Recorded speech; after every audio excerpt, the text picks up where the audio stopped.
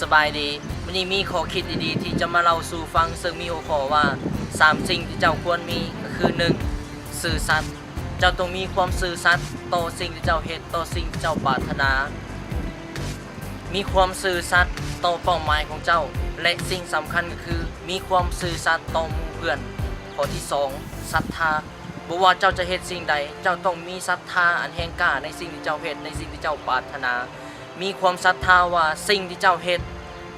สิ่งที่เจ้ากำลังกระทำมันสามารถเลี้ยงชีวิตเจ้าได้ในอนาคต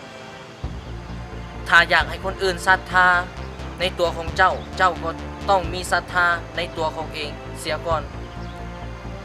ฉะนั้นศรัทธาเป็นสิ่งที่สำคัญเพราะว่ามันจะเฮ็ดให้หมู่เพื่อนเชื่อมั่นในตัวของเจ้าข้อที่ 3. วินัยเจ้าต้องมีวินัยในการเฮ็ดสิ่งใดสิ่งหนึ่งบ่ว่าจะเฮ็ดหยังก็ตามถ้าเจ้าขาดวินัยเจ้าก็จะบ่พัฒนาได้เต็มที่เฮ็ดหยังก็บ่สุดๆเฮ็ดครึ่งๆกลางๆฉะนั้นเมื่อเฮามีวินัยแล้วเฮาจะเฮ็ดหยังก็ตามเฮาจะประสบผลสำเร็จเพราะว่าวินัยมันเป็นสิ่งที่สำคัญ